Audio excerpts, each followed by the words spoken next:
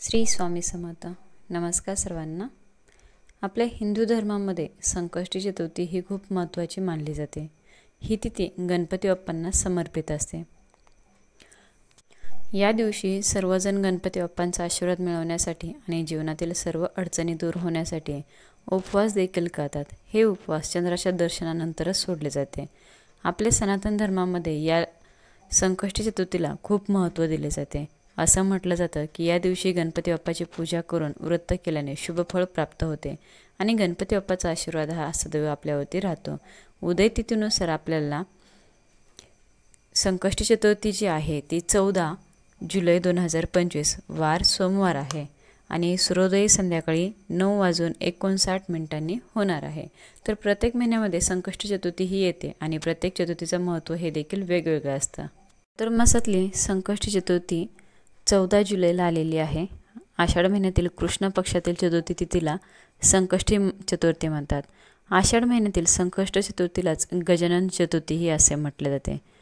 पंचांगानुसार जुलै महिन्यातील चतुर्थी तिथीला सोमवारी दिनांक 14 जुलै 2025 रोजी पहाटे 1:02 सुरू होईल आणि चतुर्थी तिथी समाप्त होईल त्याच दिवशी म्हणजे 14 जुलैला रात्री 11:59. उदय तिथीनुसार संकष्टी चतुर्थीचे व्रत सोमवारी 14 जुलैला पाळले जाणार आहे. तर या संकष्टी चतुर्थीला 4 शुभयोग तयार होत आहेत. या दिवशी सोमवार आहे. आयुष्मान योग आणि सौभाग्य योग तयार होत आहे. त्यासोबतच धनिष्ठ आणि शतभिषा नक्षत्र देखील तयार होत आहे.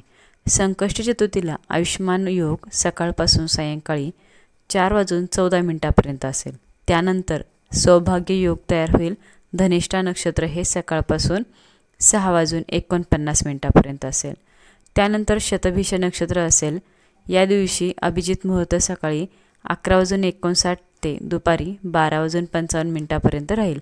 या काळामध्ये पूजा करणे शुभ मानले जाते. आषाढ महिन्यातील संकष्टी चतुर्थी ही चतुर्मासातील पहिली संकष्टी चतुर्थी असते. संकष्टी चतुर्थीचा अर्थ संकट हरणारी चतुर्थी. भगवान गणेशाच्या आशीर्वादाने वाईटाचा नाश होतो आणि जीवनात शुभता वाढते. तसेच व्यक्तीच्या जीवनामध्ये असलेल्या समस्येपासून त्याची सुटका होते. संकष्टी चतुर्थीच्या दिवशी ही विधी करा. संकष्टी चतुर्थी दिवशी आपल्याला काही विधी करायचे आहेत, काही सेवा उपाय करायचे आहेत, जेणेकरून की आपल्या आयुष्यामधल्या अडीअडचणी आहेत, आर्थिक परिस्थितीमध्ये काही आपल्याला अडचणी येतात, काही ना काही समस्या असतात, तर त्या समस्या दूर होण्यासाठी आपल्याला या दिवशी काही उपाय सेवा करायच्या आहेत. तर एक वस्तू अर्पण करायची आहे गणपती बाप्पांना. तर ती कोणती वस्तू अर्पण करायची ते आजच्या व्हिडिओमध्ये आपण जाणून घेणार आहोत. नवीन असाल चॅनलवरती तर चॅनलला लगेच सबस्क्राईब करा आणि कमेंटमध्ये ओम श्री गणेशाय नमः लिहायला विसरू नका. तर संकष्टी चतुर्थीच्या दिवशी सकाळी लवकर उठून स्वच्छ स्नान करून स्वच्छ वस्त्र परिधान करा. दररोज आपण स्वच्छ कपडे परिधान केल्याने आपल्या घरामध्ये लक्ष्मी माता प्रसन्न राहते. गणेश चतुर्थीच्या दिवशी वापरायच्या रंगाबद्दल कोणताही नियम नाहीत. कोणतेही रंग तुम्ही घातले तरी चालतात, पण काही रंग पारंपरिकपणे भगवान गणेश आणि उत्सवाशी संबंधित असतात. जसं की लाल रंग शुभ मानला जातो आणि बहुतेकदा पूजेच्या वेळी आपण घालतो. तर पिवळा आणि नारंगी रंग देखील लोकप्रिय आहेत, जे अनुक्रमे ज्ञान आणि शुद्धतेचे प्रतीक आहेत. म्हणून यापैकी कोणत्याही रंगाचे वस्त्र परिधान केलं तरी चालेल. त्यानंतर सूर्योदय झाल्यावर सूर्यदेवाला जल अर्घ्य अर्पण करून व्रताचा संकल्प करायचा आहे. आपण कुठलंही व्रत असो त्यावेळेस आपण पहिलं संकल्पच करतो.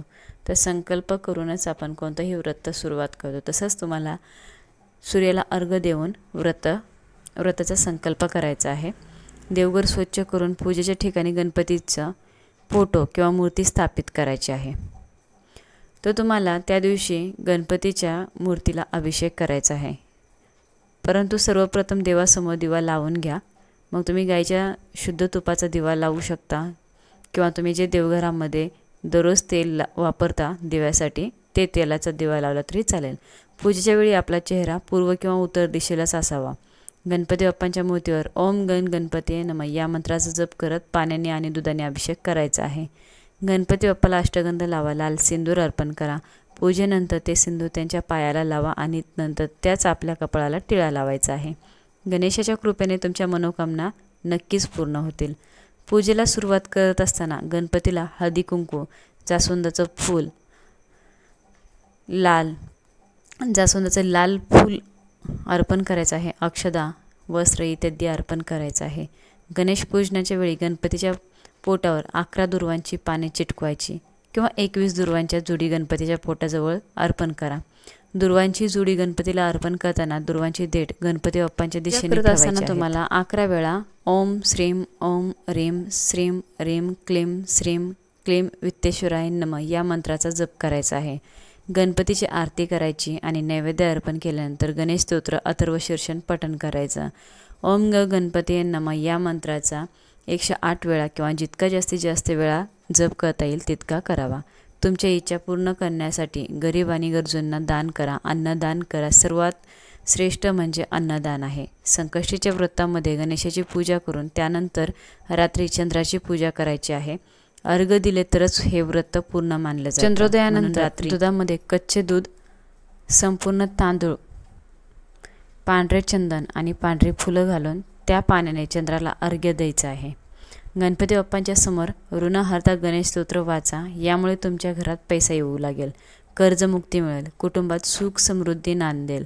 तुम्हाला संकष्टी चतुर्थीला उपवास करून गणपती बाप्पाची पूजा केल्यानं भक्ताच्या मनातील सर्व कठीणातील कठीण इच्छा पूर्ण होतात, सर्व प्रकारचे दोष नाहीसे होतात, जीवनात समृद्धी सुख शांती समाधान येतं, कामात येणारा त्रास संपतो। संकष्टी चतुर्थीच्या दिवशी गणेशाची पूजा केल्याने सर्व दुःख दूर होतात। या दिवशी उपवास केल्याने तुमच्या घरातून नकारात्मक ऊर्जा कमी होते। गणेश संकष्टीचे व्रत सूर्योदयाला प्रारंभ होते आणि संध्याकाळी चंद्राला अर्घ्य अर्पण केल्यानंतर समाप्त होते। तर अशा प्रकारे 14 जुलै 2025 म्हणजे सोमवारी आलेले आहे संकष्टी चतुर्थी। तर तुम्हाला सांगितल्याप्रमाणे व्रत करायचं आहे चतुर्थीचं। व्हिडिओ शेवटपर्यंत बघितल्याबद्दल सर्वांचे मनापासून आभारी, धन्यवाद। श्री स्वामी समर्थ।